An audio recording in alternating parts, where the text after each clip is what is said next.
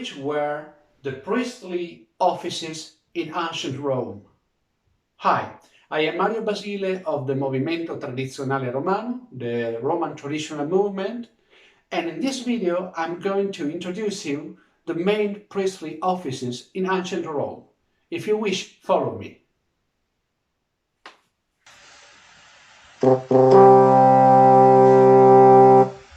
Priest in Latin is sacerdos, from an Indo-European root, sacrodotes, that means who is doing the sacred action.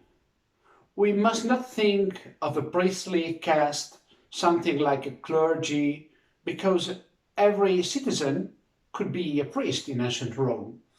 Anyone who was running an office in the public society, like magistrates, governors, centurions, and so on, could act as a priest for their community without any need of consecration or initiation. They were taking the priestly function for their social role or because they were elected. There was no separation between religious and secular life. In the society outside the domestic ritual, every public act was religious and every religious act was public. I have just said outside the domestic domain. Let me clarify, there are two well-defined and separated classes of rituals.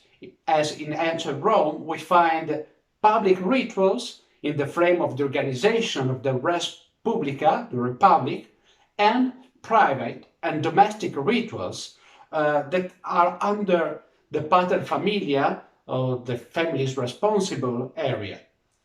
He was in charge of the domestic rituals for his family inside his house, following the rituals of his fathers.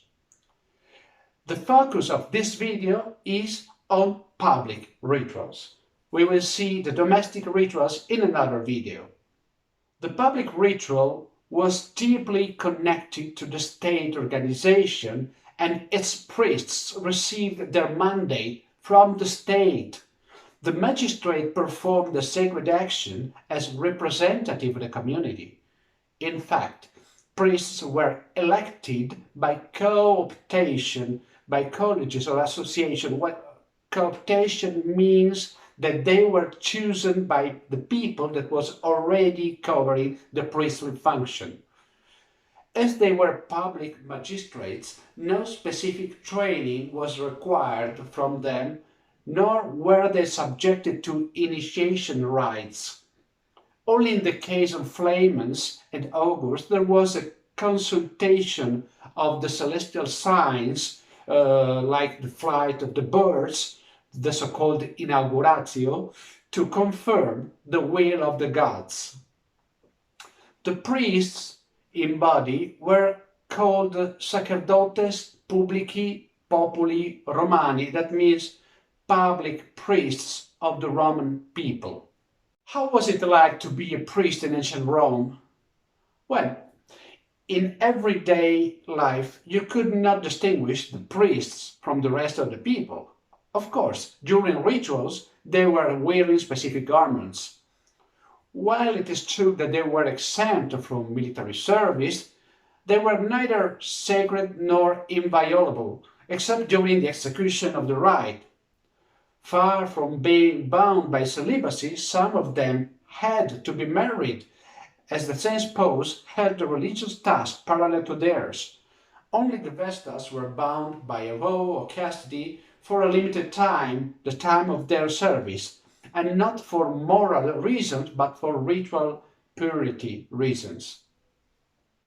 The requirement for being chosen as a priest in public worship were not exceptional. It was expected to present a physical integrity, to be a Roman citizen, to be legitimate children of free parents, and to have an irreproachable behavior.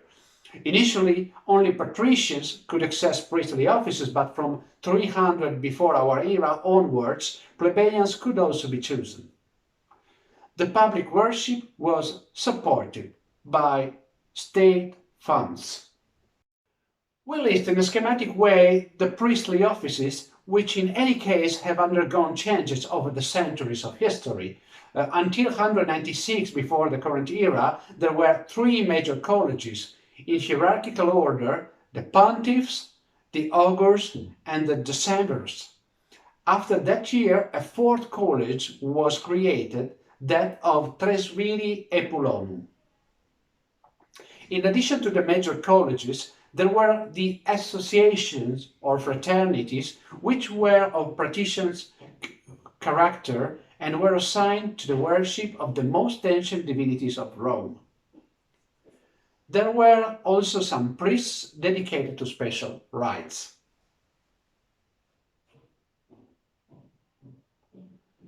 The Pontifical College was chaired by the Pontifex Maximus.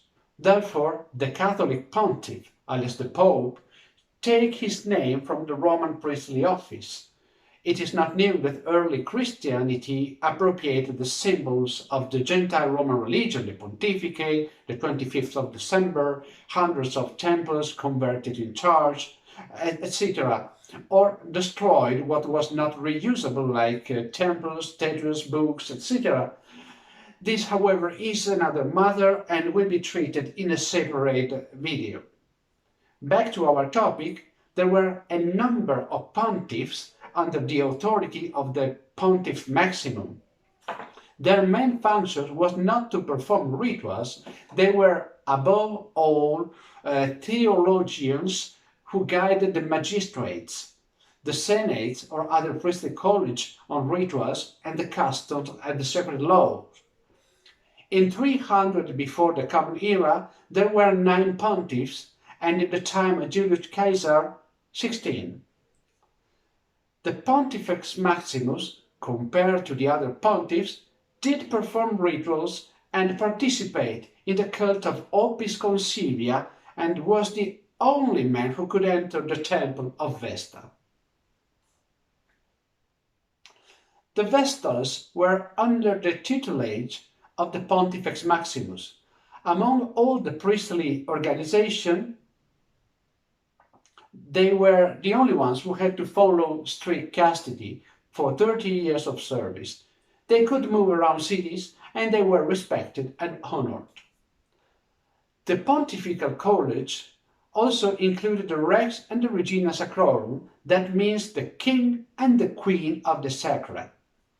They probably celebrate rituals that were performed by the king and the ancient time of the kingdom.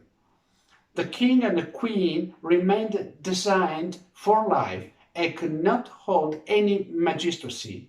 Furthermore, he had to avoid everyday life in the sense that could not see, for instance, men at work.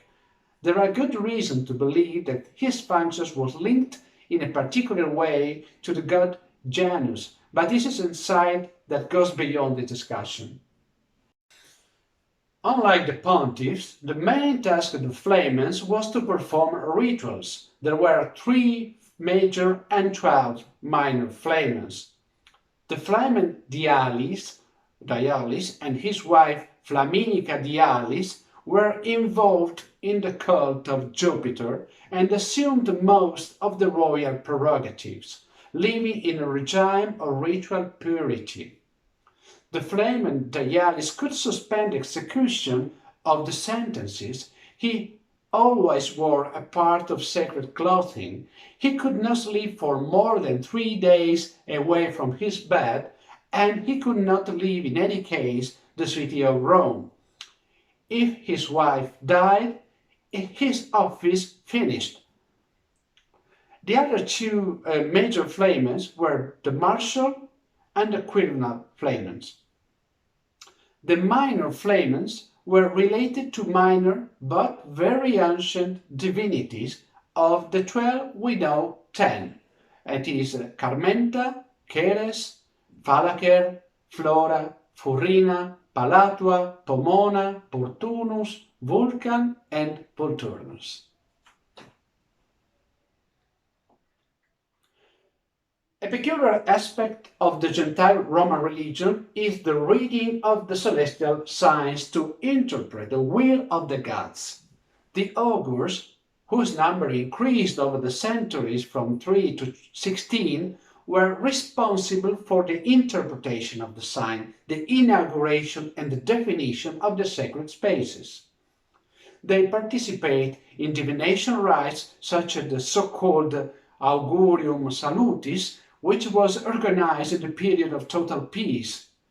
During this event, Romans used to make provision of the coming year. The Ogres interpreted the flight of the birds and their verses. However, they did not have the task of providing the result, which instead belonged to the magistrate who had asked for divination.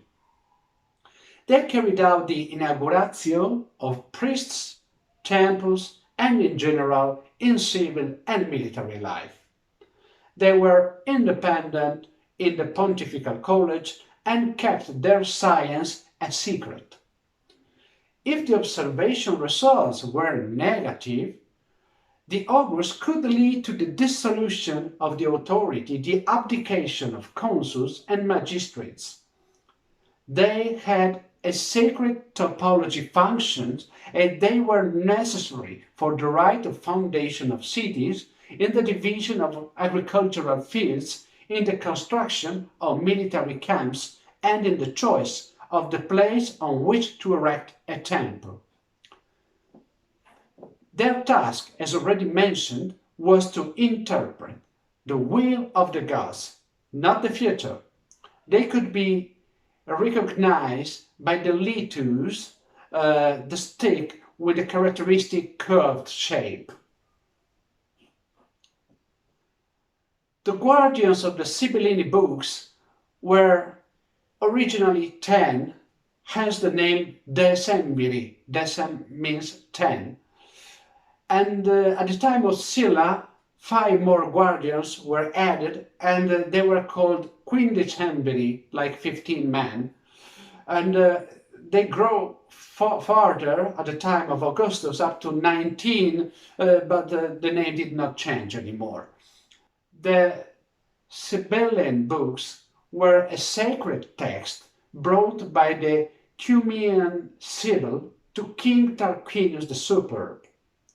They were probably of Etruscan origin, we don't know, and were used as an oracle.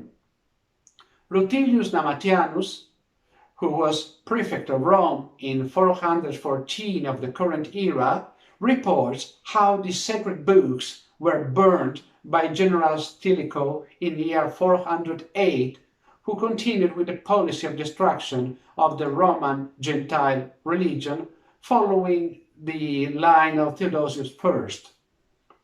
The crime obviously was not condemned, but celebrated inside the church, and just consider that the sarcophagus of Stilicho is still found today inside the Cathedral of St. Ambrosius in Milan. Leaving the bitter north of the history of destruction, we return to the times when instead of destroying people were building. When the Roman state required it, and only then, the Sibylline books had to be consulted to interpret the will of the gods and to interpret prodigious situations and understand which ritual it was necessary to perform. Unlike pontiffs, the decemvirs used to deal with foreign divinities. They indicated the invitation of the Magna Mater to Rome from Anatolia in 205 before the current era. The fourth college was of the Tres Viri, that means 3 men, which became Septemviri, 7 men, with the Domitian law of 104 before our era, and were raised to 10 by Augustus. They were in charge of directing the sacred banquets called Epulae, financed, of course, by the Roman state, as well as any other aspect related to public rituals. Banquets were introduced in Rome after the Second Punic War. The concept of sharing food with divinity goes without saying. The sacred banquet was a way to honor the gods with whom wine and food were shared according to codified rituals and rules.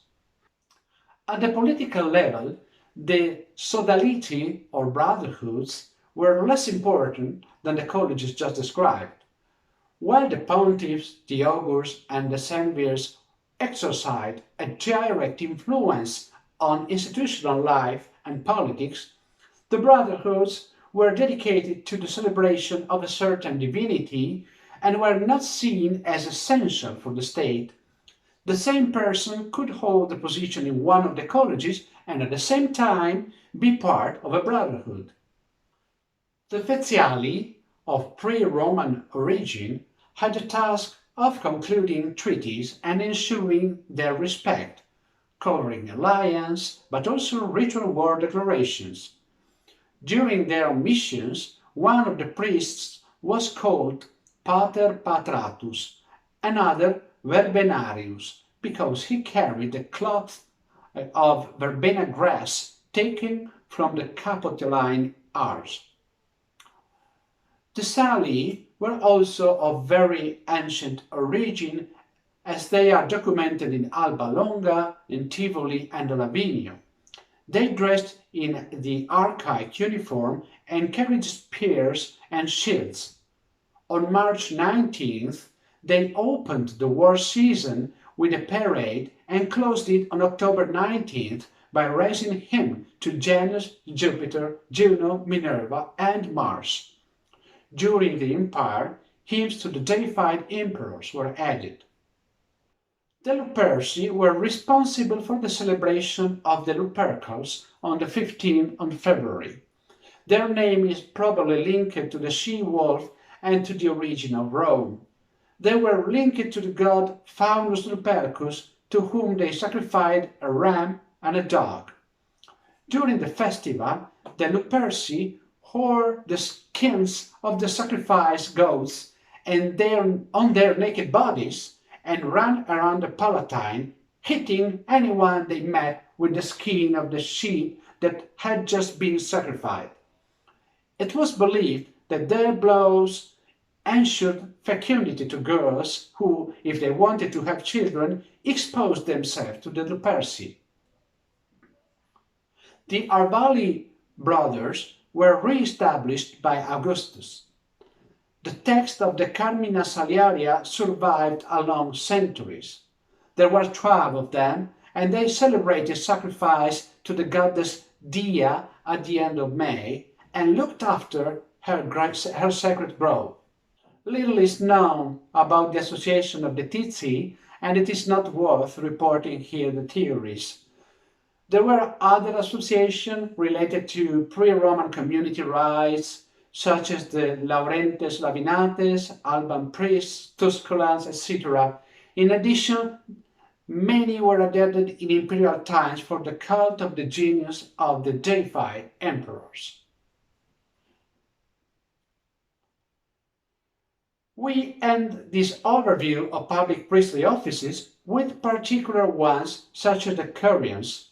The Curians celebrated certain rituals associated with the organization of the 30 Roman Curiae that they represented. They played a role in the ritual investiture of the magistrate who headed the Curia.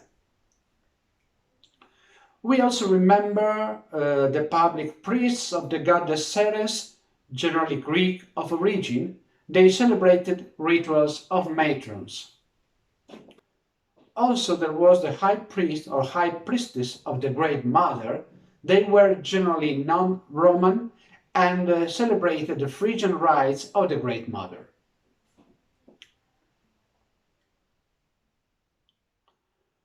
As you can see, priests were an integral part of the organization of the Roman state, participating in every political aspect, in peace as well as in war. There was no distinction between the state and the public religion, which sanctioned and regulated the rhythm of the events. We remember that Julius Caesar himself was Pontiff Maximus for 19 years, and we all know very well that he was a military leader and a leading political figure. The offices of the public right have always exerted a great fascination. Beyond of the edus of the church, there are also differences today between various reconstructionist groups. Both in Italy and abroad, there are associations that number Pontiff Maximus, Flamens, and even Vestal Virgins, without wanting, of course, to criticize anyone, and much less of the other excellent organizations around the world that follow the ancient ways, and for the sole purpose of clarifying our MTR position, we believe that everyone is free to do what they believe in their association and generate offices with the same name of the ancient ones. But in any case, is something profoundly, deeply different from the offices of the Roman public right. Actually, these are figures related to the associative reality and are unrelated to the state which, by force of circumstances, either no longer exists or, if there is, it does not care and turns to other religions. For us it is sad, but it is what it is. For this reason, we of the traditional Roman movement do not introduce in our organization any priestly office of the public rights, because this would not be in line with the tradition and would upset the very principles of the religion. So we prefer to dedicate ourselves to the domestic right, which instead does not need state support and which can be practiced in the walls of the house or outdoors, in some case even in public, thus maintaining the traditional spirit even in condition of the contemporary world, without adding confusion of new elements. The next lesson will introduce the calendar, which marks the rhythm of the Gentile Roman religion. So, thank you for following us. See you next time. Vale bene il pace deorum.